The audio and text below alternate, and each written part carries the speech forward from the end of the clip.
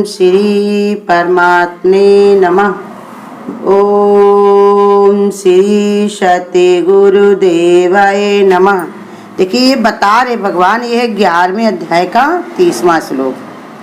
आप उन संपूर्ण लोकों को प्रज्वलित मुखों द्वारा ग्रसित करते हुए सब ओर से चाट रहे हैं।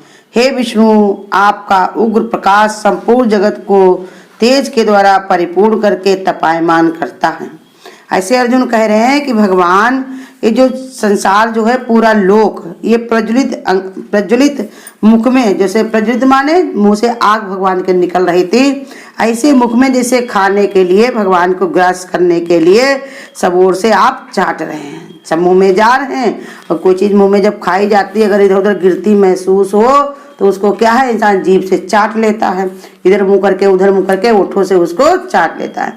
ऐसे ही बता रहे हैं कि आप जो सारे लोग आप में प्रवेश कर रहे हैं, अब आप सब ओर से उनको चाट रहे हैं, भगवान में विलीन हो जाते हैं। तब भगवान उनको किस प्रकार ग्रहण करते हैं।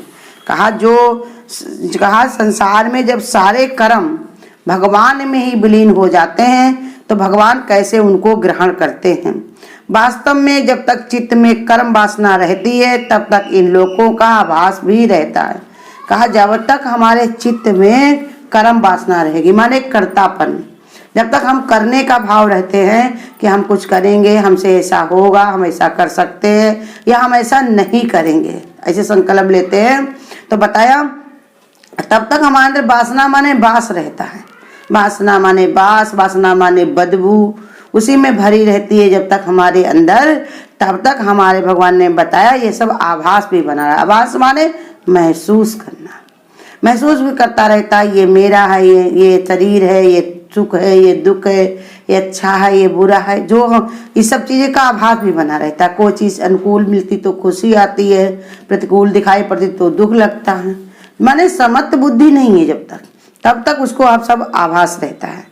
अब चित्त से ही मनुष्य के संसार की उत्पत्ति होती है। और ये भी बता रहे कि चित्त से ही मनुष्य की संसार की उत्पत्ति होती है। चित्त अगर चित्रण करके रखता है और उसी के कारण उसको फिर आना पड़ता है। अरे संसार में भी जो चीज तुम देखते हो, दोबारा देखने का तुम्हारा मन होता है।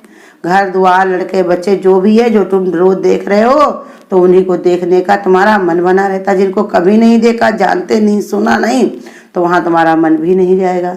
तो वही बता रहे कि चित्त में जो तुम चित्रण कर लेते हो, इसी के कारण ही मनुष्य की उत्पत्ति होती, माने जन्म और मरण का भी यही कारण बनता है। और मनोनाश से ही उसका संपूर्ण दृष्टि जगत भगवान में विलीन हो जाता। अब अगर वही मनोनाश माने मन में अगर इसका विनाश हो जाए कि सब भगवान ही है या फिर कुछ भी नहीं है, ये बंधा जगत है, यहाँ पर कुछ बना ही नहीं, तो बिगड़ेगा क्या।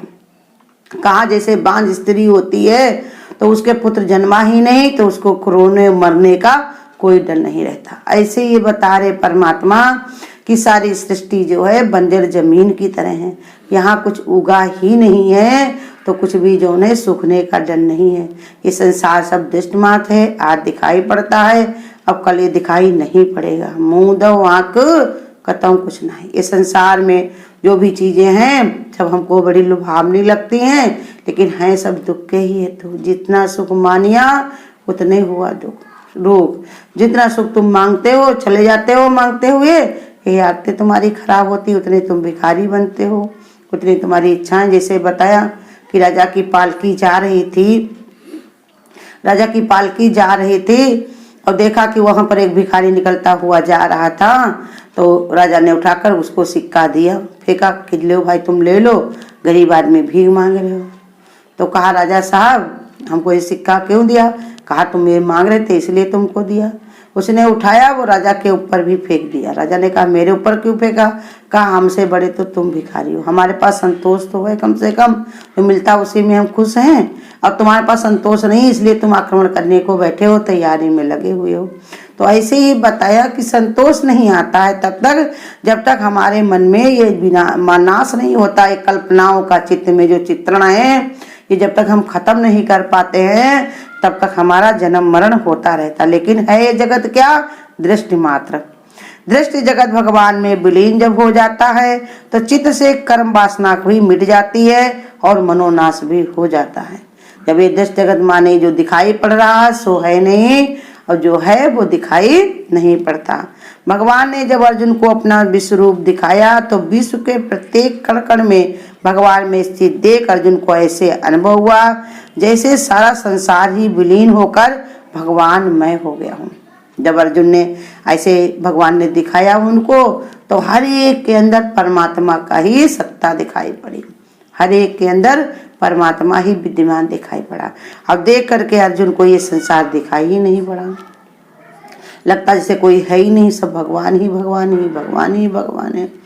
ऐसे ही समझा रहे भगवान ने ऐसी दृष्टि बना दी उनको, चमड़ दृष्टि हटा करके दिव्य दृष्टि दे करके भगवान ने ऐसा स्वरूप बनाया उनका कि सब भगवानमय हो गया। इस अवस्था में पहुंचकर जीवात्मा को एक विचित्र प्रकार का भय होता है। वो उस संसार को भगवान के चिन्मय रूप में देखता है जिसमें अब तक उसका अत्यंत घनिष्ठ संबंध रहता है। इसलिए अर्जुन जब भगवान से प्रश्न करते हैं, कहते इस तरीके से देख करके जो जीवात्मा होता है इसके अंदर भी जीव भाव पड़ा है तो उसको बड़ा विस्मय होता है। वो कहता अरे ये सब संसार आखिर गया कहाँ। जैसे बताया एक बार एक गुरु और शिष्य जा रहे थे तो गुरु ने देखा कि एक तोता वाला तोता बेच रहा था, बड़ा सुंदर लगा। गुरु वहीं पर ठहर के तोते को देखने लगे। शिष्य बड़ा होशियार था, वो गुरु को तो छोड़ कर आया, लौट के फिर उस दुकान तक आया, कहने लगा भैया ये तोता कितने का है, बेच रहे हो? कहा हाँ बेच रहे हैं। तो कहा इसकी क्या कीमत है? कहा इसकी कीमत है तुम्हारी माँ और बहन। इसने सुना, बड़ा गुस्सा इसको आया कि देखो कैसे ये बात करता है, कहता तुम्हारी माँ और बहन। और आकर के घर में अपने आके चुपचाप बैठ गया, लेट गया। माँ ने उनकी पूछा कि भैया क्यों उदास हो, क्या बात है? बहन ने भी पूछा तो कहा, बताया उसने हाल। तो माँ ने कहा सही उसने कहा है। अब माँ और बहन अगर उसको ऐसा लगता है और तुम गुरु को देना चाहते हो तो गुरु को देने के लिए माँ बहन की कोई कीमत नहीं है। चलो तो हम लोगों को वहाँ कहा तो माँ तो तुम मेरी हो लेकिन बहन तो पराया धन है, इसको हम कैसे उसको दे दें। कहा कोई बात नहीं, अभी तो हमारे पास है, अभी हम इसको ले जा कर के वहाँ जाते हैं और तुम अपना तोता ले लो, अपने गुरु को दे आओ, मन उदास ना करो। भाई ये गया अपनी माँ बहन को वहीं पर छोड़ दिया और तोता लेकर के गुरु के पास गया। एक मन तो उसको खुश हो रहा था कि गुरु को तोता देख रहे थे, देख करके बड़ा खुश होंगे, और दूसरे मन में वो अफसोस भी कर रहा था, देखो गुरु के लिए अपनी माँ और बहन दोनों को हमको किस जगह बैठाना पड़ा, कैसे हमको उनको त्यागना पड़ा। लेकिन जब जाकर के थे तो देखा वहां पर गुरु लेटे हुए थे और उनकी माँ और बहन दोनों ही पंखा जल रहे थे। तो ऐसे ही बताया कि वो घबरा जरूर गया था कि हमने ये क्या किया, लेकिन गुरु सब जानहार है। इधर से वो उनको गिरमी रख गया या उनके पास छोड़ गया, लेकिन उधर से गुरु उनको निकाल कर ले गए। लेकिन कब जब उतनी उसके अंदर श्रद्धा थी, इतना प्रेम था, इतना विश्वास था, और ये वो जानता भी नहीं था कि हमारे गुरु ऐसा कर सकते हैं, लेकिन फिर भी उसके अंदर इतनी दृढ़ता थी। कैसे कैसे संत महात्मा हुए जिन्होंने संसार में आकर के ये सब मनोवृत्ति को नशा हटा करके मन का विनाश कर करके सबके अंदर आनंद भर दिया। कैसे चल चल के सबके अंदर ज्ञान की ज्योति जलाई। हमारे दादा भगवान ने, गीता भगवान ने कैसे कैसे जा करके अपने आप पहुँच करके सबको ये ज्ञान बांटा। तो यही समझा रहे हैं कि जब तक जीव भाव रहता है तब तक उसकी अवस्था बड़ी विचित्र होती है, उसके अंदर भय भी रहता है, कहीं ऐसा ना हो जाए संसार हमको थूके कि बताओ बड़ा भगवान की ओर चलने वाला था और कैसे इसने सब अपना विनाश कर लिया, कुछ नहीं बचा। संसार, इस संसार की जो चीजें हैं इसको देखकर विनाश मानता है कि अगर घर में तुम्हारे चोरी हो जाए तो विनाश हो गया, कोई घर में कोई मर जाए तो विनाश हो गया, कोई बुखार आ जाए तो बड़ा परेशानी हो गई, इसको मानता। लेकिन भगवान क्या कहते हैं, चिंता तो हरि नाम की और की चिंता नहीं। चिंता अगर करो तो इसकी करो कि आज हमने हमारे बहन कितना किया, कितनी देर हम नहीं कर पाए झबेले में। ये सब चिंतन हमेशा करते रहना चाहिए, ना कि ये विचार करते रहना चाहिए कि हम सोने हमारा ये छूट गया, वो छूट गया, ये मिल गया, वो खो गया। तुम लाए ही क्या थे जो तुमने खो दिया, तुम्हारा था ही क्या जो किसी ने ले लिया, सब यहीं से लिया यहीं पर दिया। तो इसलिए बता रहे जब तक जीव भाव अगर रहेगा तो उसको भय भी बने रहेगा। भय भी एक अहंकार ही होता है, अहंकार हमारे अंदर रहता है। जिस चीज का हमको अहंकार रहेगा उसी को खोने का हमको भय रहेगा। और जो चीज़ हम भगवान को अर्पण कर देते हैं तो हमारा भय खत्म हो जाता है, क्योंकि भगवान के पास है ना, वो हमसे ज़्यादा होशियार है भगवान, हमसे ज़्यादा समर्थवान है भगवान। कितने लोगों को ऐसा नहीं विचार आता। जैसे गुरु ने एक बार रकाबगंज में कहा कि बताओ तुम लोग कहो कि जो मेरा है वो सो जल जाए और जो तेरा है सो बच जाए। तो सबके सब चुप हो गए बिल्कुल। गुरु ने कहा तुम लोग क्या सोचते हो कि मेरा पुत्र, मेरा घर द्वार, ये सब गुरु कह रहे जल जाने को, और तुम हमारा जो ज्ञान है वही खाली रहने को बताया, तुमको वो चाहिए जरूर है, इसलिए सब लोग चुप हो।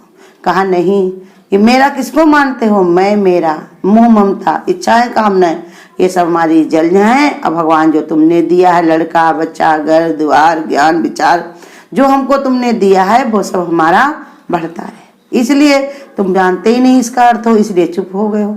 गुरु जो बताएगा, जैसे बताएगा, सब में भलाई होगी। बस हमारी समझ में फर्क होता है, हम उसको सही से समझ नहीं पाते, इसलिए हमको ये विचार आता मन में कि कहीं ऐसा ना हो गुरु सब हमारा बिगाड़ दे। गुरु कहते क्या बिगड़ेगा, है तो सब उसी का, उसी ने दिया है, वो क्यों बिगाड़ेगा। तुमको कोई गिफ्ट दे, उसमें से कोई चीज तोड़ लेगा, निकाल लेगा, नहीं। उसने दिया तो अच्छे से सजा करके बढ़िया उस पर फूल पत्ती और लगा करके देगा कि जिससे और इसके मन को भाए और अच्छा लगे। तो इसलिए समझा रहे भगवान की तरह तरह से भगवान हमको ये समझाते हैं कि जब तक जीव भाव रहेगा तब तक ही भय रहता है। उस संसार का भगवान में चिन्मय रूप देखता है, जिससे जब तक उसका अत्यंत घनिष्ठ संबंध रहता है, वो सब भगवान में चिन्मय माने सब गायब हुआ देखता है कि जिसके साथ मेरा बड़ा घनिष्ठ संबंध था। इसी के कारण अर्जुन घबरा रहे हैं और बार बार भगवान से ये प्रश्न कर रहे हैं कि हे प्रभु, कि जौन है ये सब क्या हो गया, कैसे हमको क्यों नहीं दिखाई पड़ता है, ये कैसी तुम्हारी लीला है, कैसी तुम्हारी माया है प्रभु, तो हमको इसको बता दो, समझा दो। ऐसे करके भगवान बीच से विनय कर रहे हैं। अर्जुन ऐसी अवस्था में पहुंच गए हैं कि जैसे वो परमात्मा को सब कुछ समझ लेना चाहते, सब कुछ जान लेना चाहते।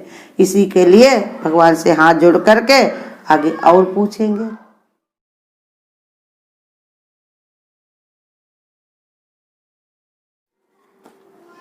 अब सौंप दिया इस जीवन का सब भार, तुम्हारे हाथों में है जीत, तुम्हारे हाथों में, और हार तुम्हारे हाथों में। अब सौंप दिया इस जीवन का मेरा निश्चय बस एक यही, एक बार तुम्हें मैं पा जाऊं, अर्पण कर दूं सारे जग का सब भार, तुम्हारे हाथों में। अब सौंप दिया इस जीवन का, जो जग में रहूं तो ऐसे रहूं जैसे जल में कमल का फूल रहे, और गुण और दोष समर्पित हो भगवान तुम्हारे चरणों में। अब सौंप दिया इस जीवन का सब भार, तुम्हारे हाथों में। जब जब संसार का कैदी बनूं, निष्काम भाव से कर्म करूं, फिर अंत समय में प्राण त्यजूं, भगवान तुम्हारे चरणों में। अब सौंप दिया इस जीवन का सब भार, तुम्हारे हाथों में। अब सौंप दिया इस जीवन का, अब सौंप दिया इस जीवन का। अगर आपको आज की वीडियो अच्छी लगी हो तो वीडियो को लाइक और शेयर करना ना भूलें। आगे की वीडियोस देखने के लिए चैनल को सब्सक्राइब करें और नोटिफिकेशन बेल को ऑन करें।